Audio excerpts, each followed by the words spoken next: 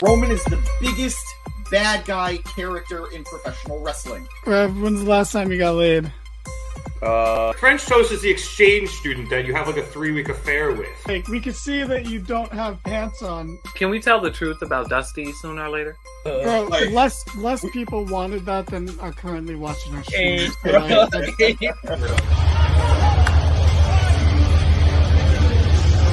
And you know Vince, and you still think, are these true? It's like... Welcome to the Mark It Down podcast.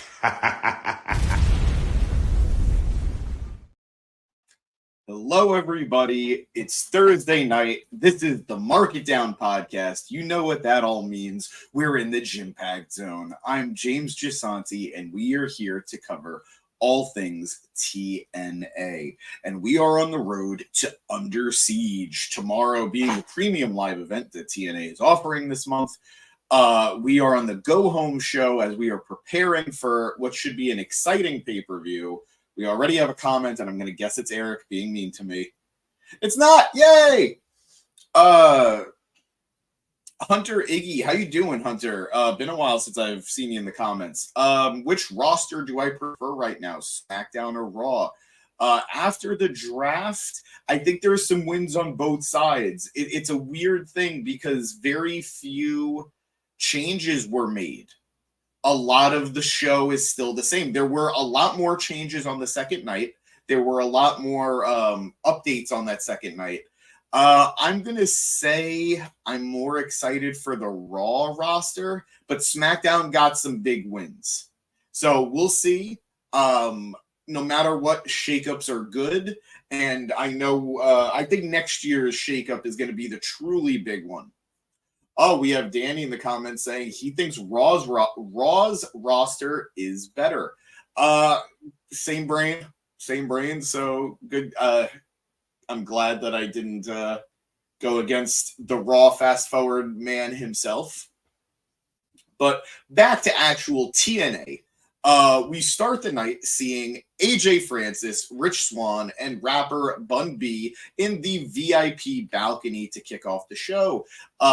Francis says that he wanted a great seat for Joe Hendry's apology later, so they were going to be sitting there all night. I've been saying it week in, week out. Francis has really found himself in TNA. He's really found himself with... oh God, I see that I'm freezing a little bit on my other screen. Francis has really found himself. And this heel character that is managing to be comical, but a more serious take on his top dollar character. It's doing wonders for him. It's doing wonders for this act with Swann. And I think we're seeing a true rejuvenation with him.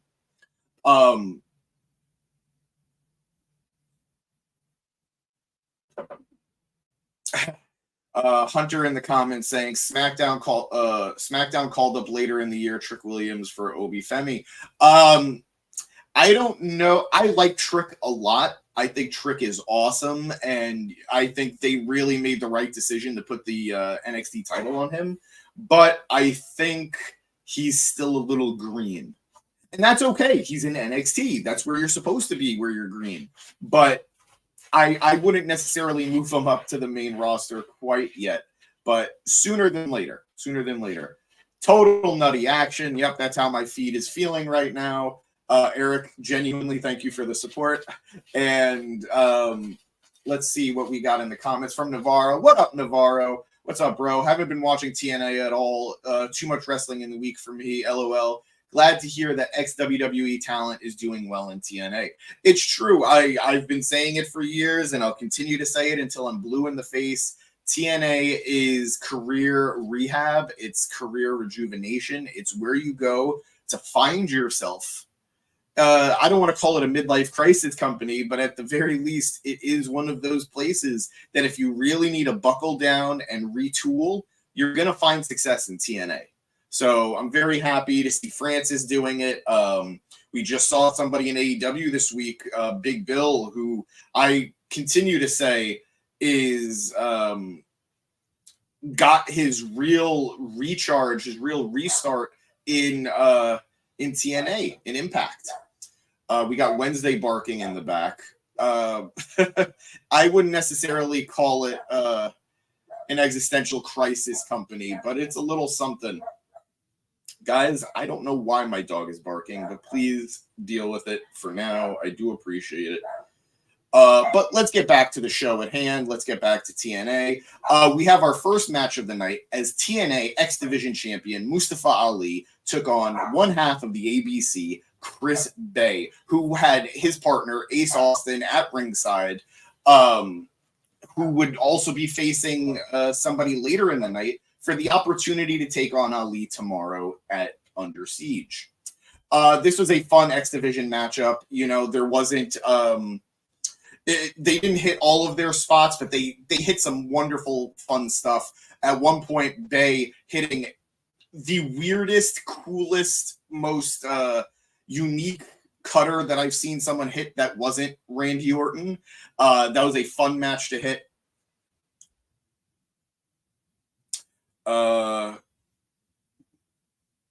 Hunter, we don't take that negativity here. AEW, where your wrestling career goes to die. Nuh-uh, not cool. But hey, it used to be TNA. But yeah, sorry guys, I'm dealing with a lot apparently. But yes, this was a fun matchup. Like I said, hell of a cutter from Bay mid-match. There was a lot of chaos as we saw Mustafa trying to get another cheating win as he had his feet on the ropes, the same way he pinned Jake something at the last pay-per-view. But this time, Austin was able to make the save before getting distracted by Mustafa's goons, his security guards on the outside. After being distracted by the security guards, Mustafa hit a tope and taking him out of the equation. And then he is finally able to hit Bay with a 450 splash for the win, getting that 1-2-3, looking hot as he is about to defend the title tomorrow at Under Siege. We then had a knockouts match as Alicia Edwards of the System took on Dani Luna from Spitfire. This was way more B, if I'm being honest with you. Alicia just doesn't really do much for me. I feel bad saying it, but she's far from a bad talent. She's just not somebody that I think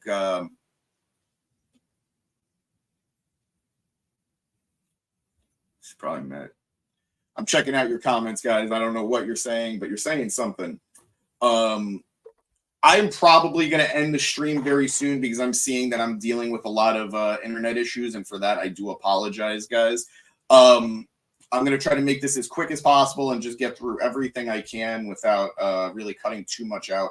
But this knockouts match ended with Alicia getting the win over Dani Luna with some help from her new tag team partner, Masha Slamovich. Masha getting the win, helping Alicia get the win after the snowplow. We then had a vignette air for DMTV, which is Sami Callihan's new Death Machine TV. He says that he's back in TNA to right the wrongs of his past.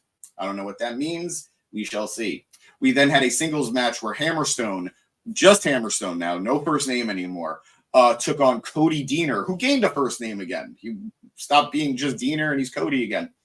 Deaner comes out and asks the crowd what they want the match to be. Hammerstone is just disappointed in Deaner, saying that he hasn't seen such awful pandering.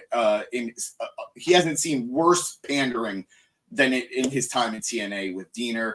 Deaner says it's not up to him, it's not up to them, it's up to the crowd to decide what type of match this would be, and it became a Sin City street fight. This was okay. I mean, after what I watched last night in AEW, where we saw Willow and Sky Blue just destroy each other in the Manitoba Massacre, this fell a little flat, but Hammerstone gets the win using the torture rack on Deaner. He won't let up. He's continuing the attack, which brings out Jake something to make the save for his cousin.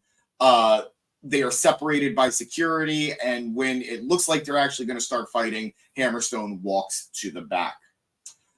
We then go backstage where Santino Marella meets with Jonathan Gresham, who seems to finally be completing his inner revelation, his inner journey.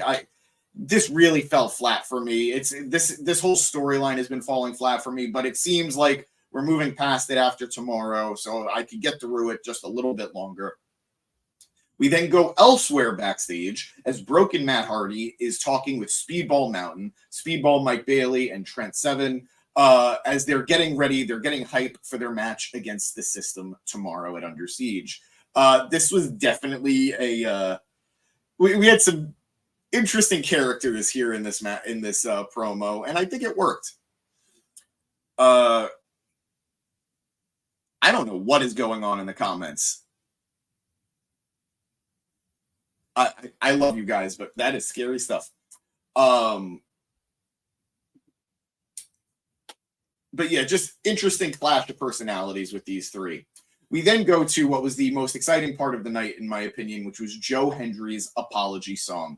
Hendry addressing AJ Francis up in the VIP section. Hendry, of course, had his guitar, a spotlight, and he just, I'm so happy for him. I've been on the Hendry train for quite a while, and I thought that he's had just some of the best comedic timing, just some of the best comedic spots in wrestling in any company.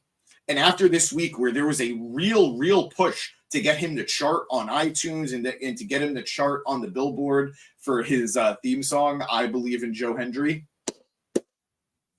I swear I'm going to do it, and one day he's going to be on the pod. I swear it. But a great week to be Joe Hendry. Great week to be a Joe Hendry fan. Not a great week to be AJ Francis, who had just the most disgusted, unappreciative expression on his face as Hendry tried to apologize by recounting all of the songs that he had performed in AJ's honor over the last few weeks, over the last couple of months. I still love the AJ Styles one. That was just amazing.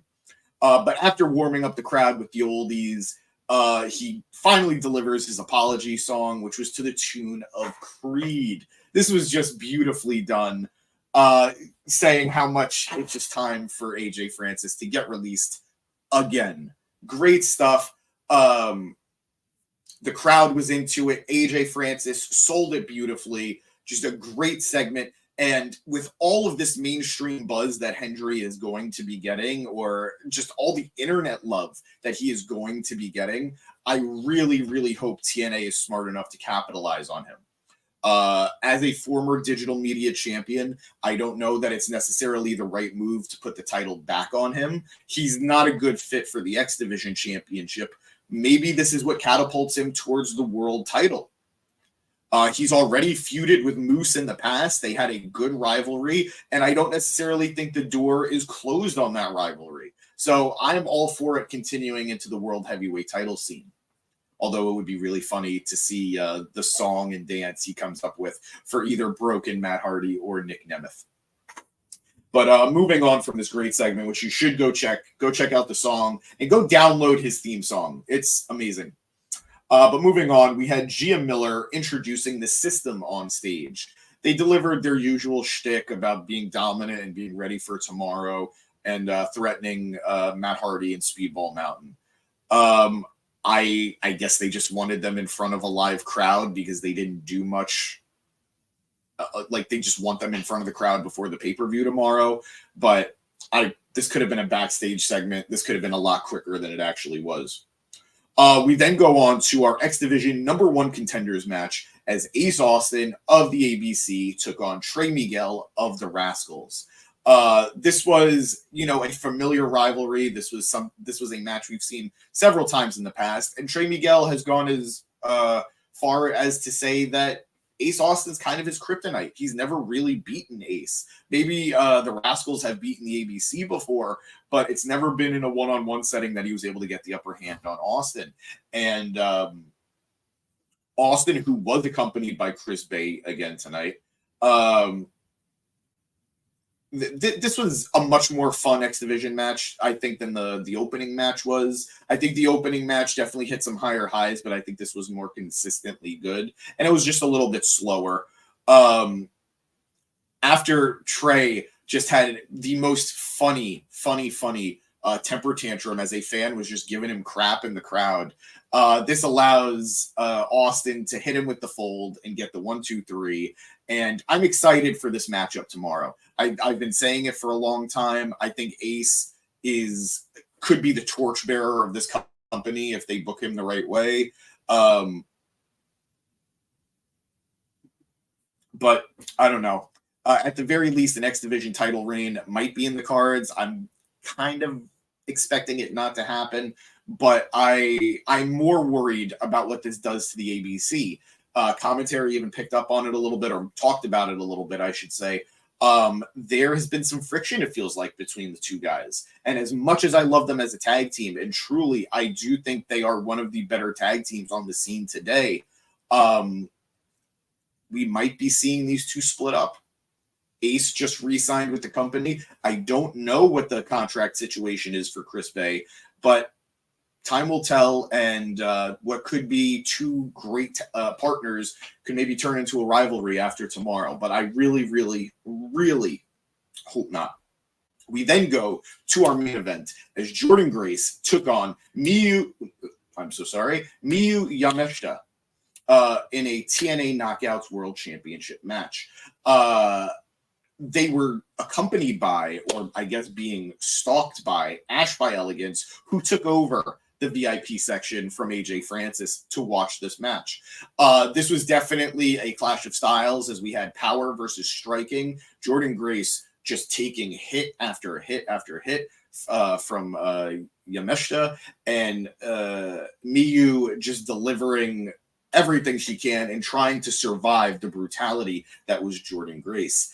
There was definitely a lot of respect between these two women, eventually ending with a juggernaut driver, Jordynne Grace retaining the title and having a nice moment, briefly holding the hand of Miyu up in the air for the crowd to show their respect before getting attacked, before being blindsided by Steph the Lander. Steph making quick work of Miyu and then keeping Jordynne on the ground as she is accompanied by Big Khan.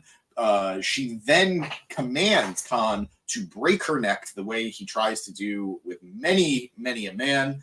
And as he's about to, the lights go out, we come back from the black, and there is PCO to make the save. He starts the attack on Khan, which allows Jordynne to hit a nasty jab to the groin. That was, you're going to have to ice that for a while there, Khan. And then as PCO is bringing the fight to Steph the Lander, and he has her in the corner with a choke slam, he stops, he hesitates because Steph is still manipulating him, and this allows Jordynne then to get the attack in on Steph, and that's how we end the show. This was the definition of a quick let's get the crowd ready for the pay-per-view tomorrow kind of show. It wasn't bad by any stretch. They definitely did a lot of work to get the pay-per-view ready for tomorrow with the number one contenders match, with the knockouts action, and, the small stuff with the system. I think there was probably one or two more big matches that they could have hit for tonight. But really, what we're going to be talking about with this show is Joe Hendry's concert, his comedy bit, and just how consistent he's been. I know a lot of people aren't as familiar with Hendry as a wrestler, and I know I'm talking a little bit more about him than the rest of the show, but truly, I got to make it clear, this is a guy who has it all. He is a great wrestler, he has a great look, he is great on the mic, and he has a gimmick that fans are responding to. This is the type of star that TNA can build around. Yes, he's a comedy guy, but he's not purely a comedy guy. He's the type of talent that could easily be the face of your company. So if I'm TNA, if I'm booking going forward, I would do whatever I can to make sure that Joe Hendry is, if not my champion, at least front and center. So guys, that was TNA tonight. I'm very sorry for all the technical difficulties. I will make sure that will be fixed by tomorrow. But you know the deal. I know this video might not be the one to do it, but if you could leave a like, I would appreciate it. And of course, if you want to stick around with us, hit subscribe. We don't just cover TNA, we cover AEW, we cover WWE. We're starting to cover some of the other shows. We're trying to do a little bit more New Japan. And yeah, we have fun here. So have fun with us. And if you don't want to have fun here on YouTube or wherever you are streaming us, check us out on social media. We are on Facebook. We are on X. We are on TikTok. We are on Instagram. We have a lot of the funny memes. We bring the ha-ha. So check us out over there. And, of course, have a great night. Remember the motto, watch wrestling, and, of course, watch TNA. Have a good night, everybody.